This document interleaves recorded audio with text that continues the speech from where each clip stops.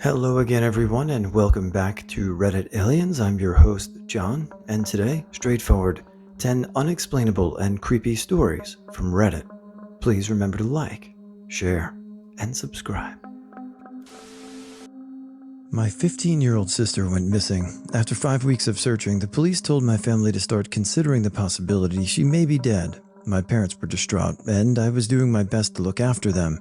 None of us could accept she was gone for good. At this time, I was a waitress at a restaurant. Despite how horrific the current situation was, I still had to pay my rent. One night at work, a customer beckoned me over to her table. She told me she was a clairvoyant and that she could see how worried I was about my sister. She wanted to let me know that my sister was okay and that we would get her back the next week. I ended up talking to her for an hour after the restaurant closed. She talked for an hour about my sister, my family, and our lives. Everything she said, in such specific and finite detail, was frighteningly accurate.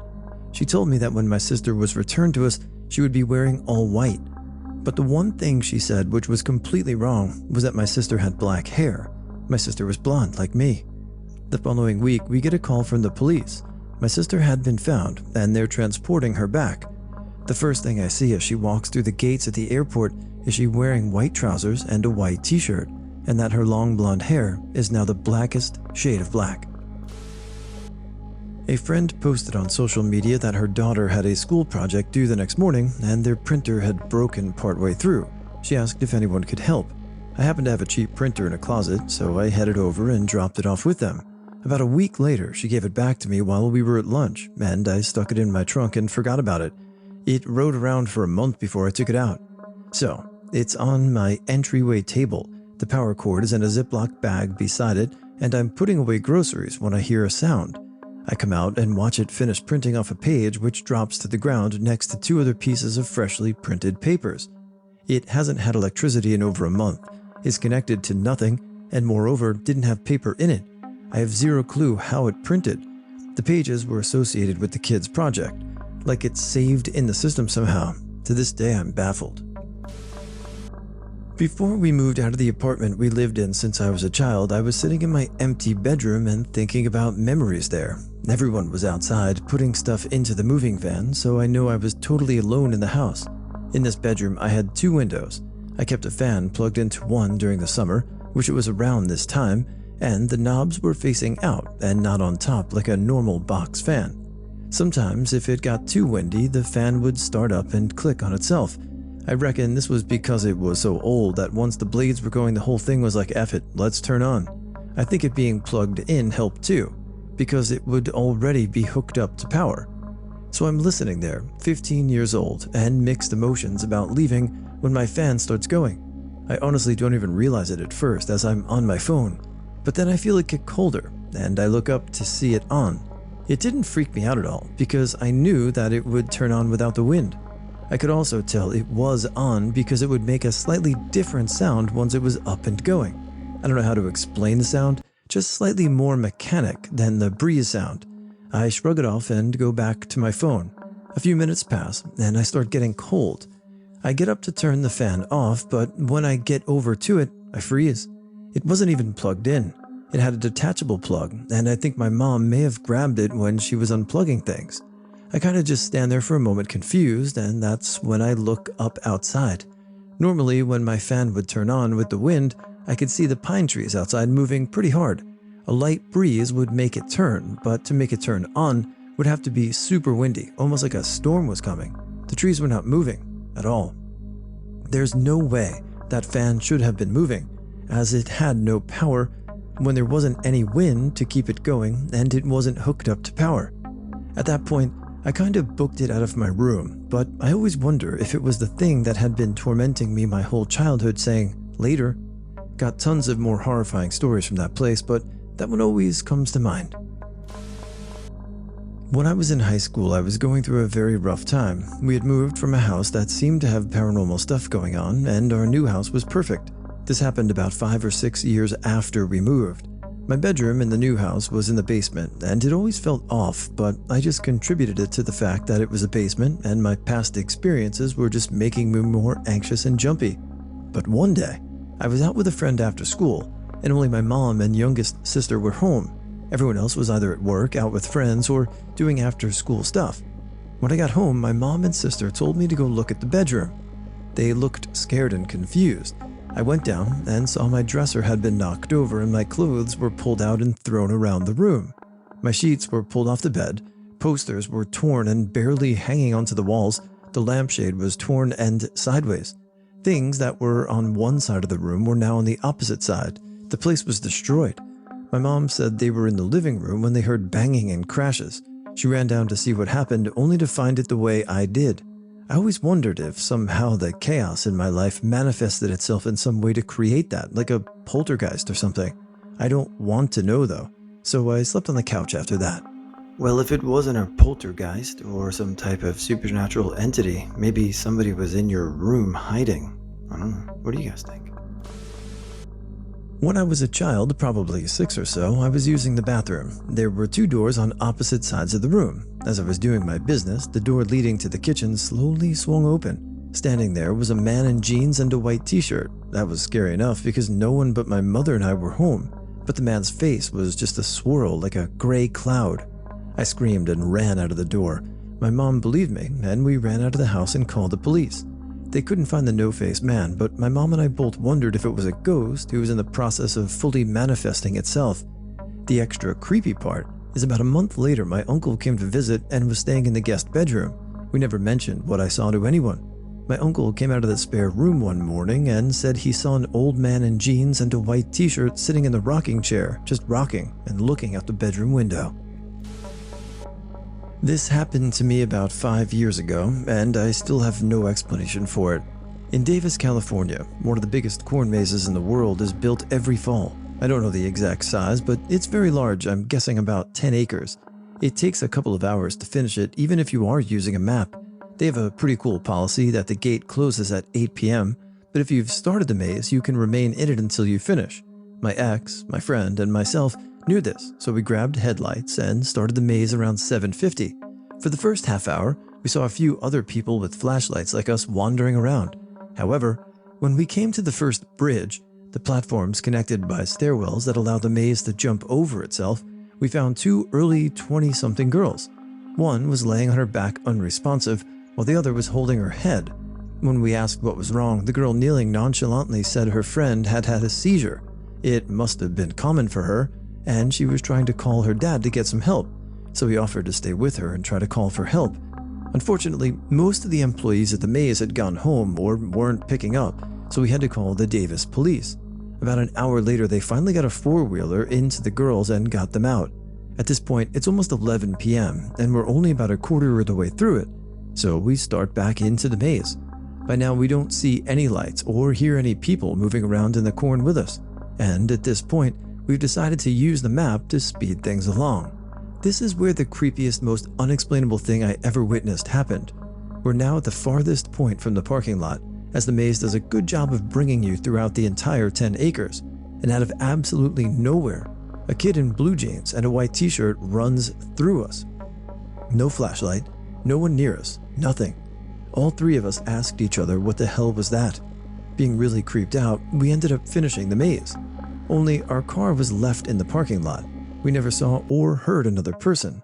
To this day, I don't believe in ghosts or anything supernatural, but I can't explain why a kid would be running through a corn maze at midnight without a flashlight. Spider ghost. I had just moved into a new apartment. There was barely any furniture in it and walls were bare. One night as I was walking into the living room, I saw a big-ass spider on the wall. From what I've seen online, it kind of looked like a recluse spider. Obviously, I freaked out. This effort was big. I looked for something to smash it with. I found a hardcover book that can get the job done, but when I turned around, the spider was gone. There was nowhere for it to hide. Again, most of the apartment was empty. I'm freaking out. I check the ceiling, I check every corner, I stand on top of a small coffee table like a cartoon wife from the 50s, and then I see it, directly in front of me about 10 feet away on the floor. It's looking right at me. I start to raise the book thinking I'll have to throw it when the effort charges at me. This thing was running in a straight line directly at me. It's now or never, me or it. I throw the book with all my strength and it lands straight on top of it. I pause, check every corner again, maybe it jumped in on the book just to make sure. Finally, I gather up the courage to lift the book in order to confirm the kill. The spider is nowhere to be found, just disappeared. Again, there is nowhere for it to hide, nowhere to go. I panic. I start searching the whole apartment. I check behind every door, I check every closet, every cabinet, everywhere. I didn't kill it, and it didn't escape, it's just gone. Eventually, I calmed down and fell asleep, but after a few days, my son started having nightmares about a giant spider. I didn't tell him about the whole incident with the spider. He didn't see me either. He wasn't in the apartment that night. There was no reason for him to think that a spider was in the apartment, but he had those recurring nightmares for a couple of days. I obviously checked in room many times but found nothing. There's only one logical explanation: spider ghost. Well, one's definition of the size of a spider could vary based on their experience, so it's possible that spiders, being resourceful, just kind of crept under a floorboard or something, or it's a spider ghost. My mom passed when I was 13, and for the 4 months after, I had been living with my stepdad, an absolute hell, drugs, other women in and out, etc. I'm still mad at him, but I can forgive. It was his way of coping, maybe. Anyways, it was time for me to leave for good. I was in and out of his house grabbing things that were mine and taking them to my grandma's. My stepdad was passed out on the couch, one of the last days I went for my items. He told me something like, "She's watching you. She knows you're here." I thought it was drunk talk, so I ignored him and I went into my mom's old room. And as soon as I walked in, an old musical Angel antique started playing. I could have passed it off completely as the wind being moved or broken, until I flipped it over and the switch was on off. After that, I walked back and my stepdad said, "I told you." I regret not grabbing and taking it, but I took everything else that was hers, and to this day, I still think about that and wonder why that happened. There's other unexplainable things that still happen, but this one was just one I had had a hard time not seeing as creepy. So this happened on my shift, graveyard. I was helping another short-staffed store across town. Had a woman come in. She seemed a little frazzled and is carrying a Bible, but otherwise she seems fine. She buys some chips, then starts talking to me about crazy this coronavirus stuff, yada yada. Then she tells me ate an evil spirit pretending to be a clove of garlic. I of course think she's just messing with me, but no. She pulls out a piece of garlic, lays it on the counter, and starts telling me it isn't garlic, and is in fact a demon that wanted to possess her. She then starts asking me about if I believe in spirits or if I can see it, because despite looking like I'm one of the humans that's a third demon, I'm really a human who's a third angel who was sent to Earth to help her expel the evil spirits and urges she feels, and that it's okay if I didn't know it because she can see it. And she leaves the garlic on the counter and tells me that she'll wait for me to deal with it. Now, that's pretty much where the original incident ended. A few days later, about 2 a.m., maybe 2:15ish on a Tuesday, I'm working the graveyard shift at my usual store when this woman pops up again. She proceeds to just buy some candy and sort of hang out asking me about jade, the jewelry type, and incenses, and if we've met before. Nothing as weird as before. Now, the weird thing is I didn't hear or see her come in before she approached the counter. We have a loud-ass siren thing that turns on when the doors are open and only shuts off when they're closed, which is normally not a big deal, but considering I'd been stocking and cleaning in the front the whole time and had only gotten 2 or 3 customers beforehand, yeah, it was a bit weird. She hangs out a bit longer, then rushes to the restroom and doesn't walk out until about 6. Says, "Have a nice day," and walks out of the store like nothing. Which freaks me the F out, because I cleaned the restroom a little bit after she went in, and she somehow had managed to slip out or hide somewhere when I went in to clean them. Outside of hiding in the stalls, there is nowhere to hide in the restroom, and there's no windows to slip out of. And like a jackass, I looked up at the top of the stalls and at the ceiling thinking she had pulled a Spider-Man, but no, she just poof, disappeared, then reappeared, and left super casual a couple hours later. Regardless of this woman's bathroom antics, we all have just one question. What'd you do with the garlic? Bit of a long one. I know dog stories aren't always well liked, but this one's, yeah. My cousin A owned a pub when I was around 12 to 13ish, and I used to stay there for weeks on end as we were always very close, like sisters. There was one day where me and my other younger cousin J were up in the flat alone while A was working downstairs just watching films and stuff. We got bored, So we took the two little Shih Tzus onto one of the landings to play. Almost as soon as we started playing, the male dog, Gizmo, froze dead in his tracks and stared into thin air. Quite unusual for him, as he was the most ADHD dog I'd ever met, constantly fidgeting and moving around. I shouted for him to come and he didn't. Also unusual. The female dog, Tilly, then did exactly the same thing. It was so weird. They were just frozen in place like little statues. Then they started yapping like crazy and zooming around the hallway, biting at the air in different places. This went on for what felt like ages. Then they just stopped. Tilly wandered off uninterested eventually, but Gizmo was stood just staring at the ceiling. He kept going onto his hind legs like they do when they're trying to reach something. I laughed and we sat on the floor with him thinking he'd stop when we did, so he didn't. We looked up to the ceiling, which was very high up as the flat above the pub from like the Victorian times, I think. We looked for ages and laughed about how we couldn't see anything and how daft Gizmo was being. Then I saw something. No word of a lie. Dirty boot prints on the ceiling right in the middle, like someone had walked in a line. I didn't say anything to Jay because I thought I was seeing things. I just stared absolutely terrified. Then she started screaming bloody murder. She said she could see them. She screamed for ages, and I had to shake her to shut her up. We ran downstairs to tell A, and she came up with her then boyfriend to tell us we were being silly. They saw them too.